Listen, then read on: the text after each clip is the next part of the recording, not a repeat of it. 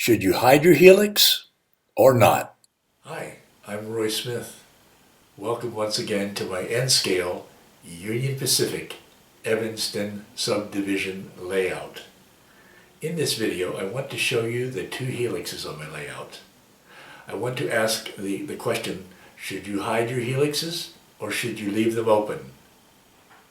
Then we'll run some trains through my helixes. I drew up a track plan for my layout in early 2014. Along the way, I've made some minor changes to the plan, but right now you're looking at the current version of it. In drawing up my plan, I knew I wanted to have a multi-level layout.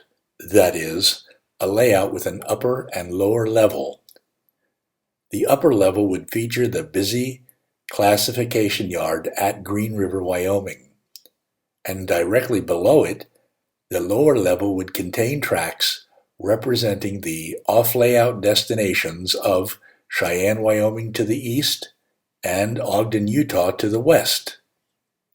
Of course, I needed to connect the upper and lower levels, but how could I best do this? My layout room measures only 10 feet by 12 feet. For me, that wasn't enough space for a long, gradual incline to take trains from the upper level down to the lower level, not even in N-scale. I didn't want my trains running back and forth through the same scene more than once, and I certainly didn't want a duck under on my layout. So my only choice, it seemed, was a helix or two. Frankly, the idea of using a lift, drop, or swing bridge didn't occur to me at the time. To be honest, I didn't really want a helix on my layout, but I ended up with two of them. You see them depicted here as the eastern and western helixes on the right and left sides of the plan. This photo shows you the two levels on my layout. Green River appears on the upper level, and tracks on the lower level represent the off-layout destinations of Cheyenne to the east and Ogden to the west. The clearance between the two levels is 8 inches. That's adequate, although I certainly would have preferred more clearance. Oh, by the way, this photo was taken looking west toward Green River from atop White Mountain.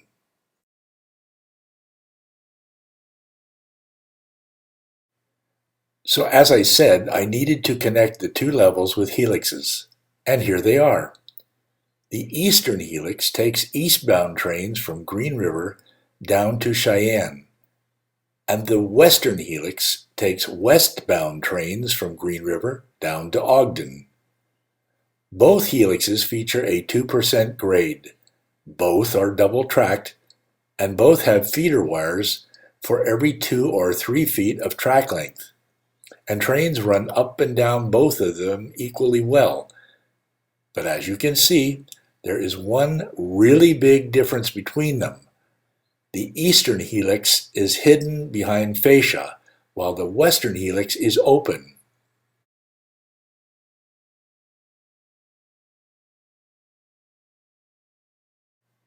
Let's take a closer look at the eastern helix first, because that's the one I built first. Here you see the eastern helix before I began to construct any scenery on top of it. Right up front, I have to tell you that I didn't build the helix myself. Instead, I bought it as a kit from Ashland Designs. It is a circular helix on which I installed Cato super elevated double track. The radius of the inner track is 15 inches. The radius of the outer track is 16 3/8 inches. The helix has an overall diameter of 36 inches from edge to edge.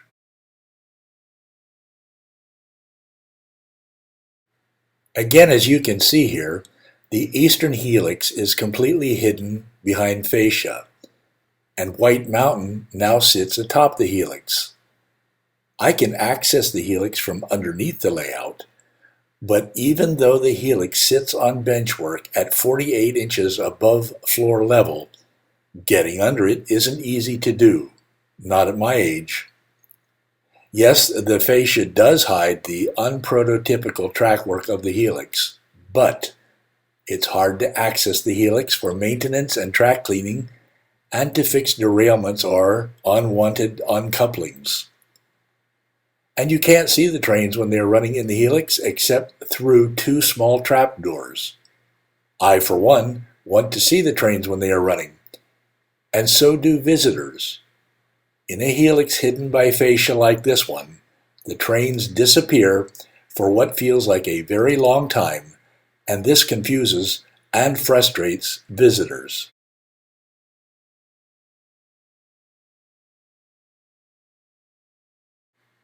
Now here's the western helix, which I built more recently. In contrast to the circular eastern helix, this one is an oval helix. It is 66 inches long and 32 inches wide. Most importantly, notice that the track for the western helix isn't hidden behind fascia. The masonite, which otherwise might have been used to hide the helix, is instead installed inside the tracks, where it hides the internal benchwork and wiring, but leaves the track itself completely visible and accessible. I can easily access the track as needed, and you can watch the trains as they ascend or descend the helix.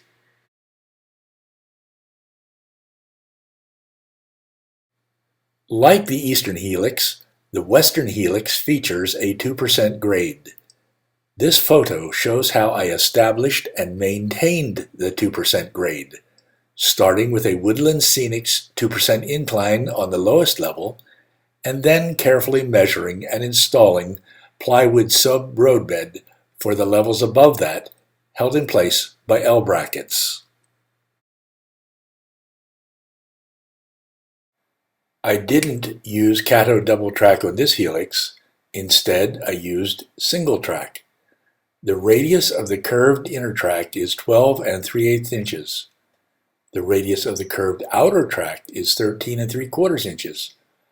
That's tighter than I wanted, but the rule of thumb is the radius of track on a helix should be at least 3 times the longest car length. My longest cars are 50 feet or 4 inches in N scale. So 3 times 4 inches is 12 inches for the minimum radius of track on my helix, which I've barely exceeded by 3/8 of an inch.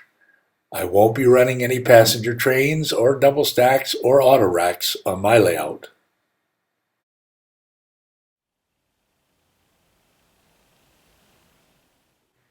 Okay, let's run a train through the helixes.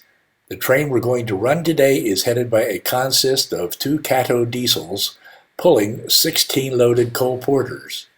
A consist of multiple diesels is certainly more prototypical than a single diesel.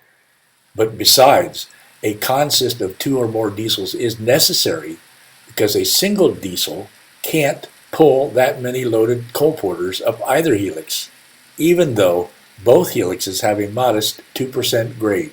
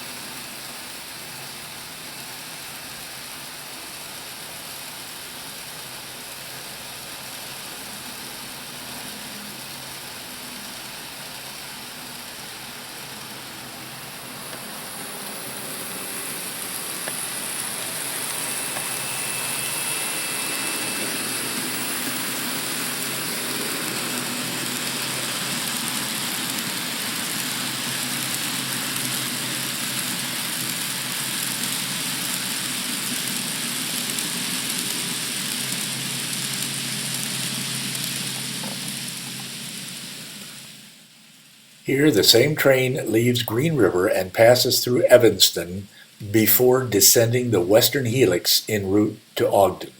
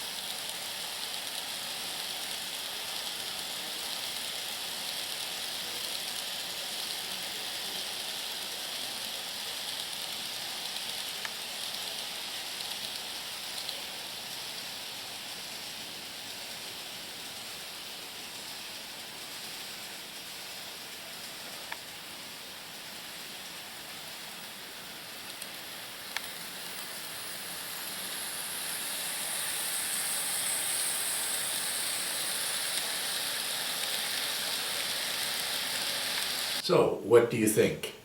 Should helixes be hidden, or should they be left open?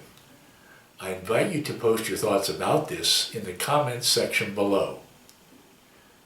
I also invite you to subscribe to my channel if you haven't already done so by clicking on the red subscribe button below. Until next time, thanks for watching.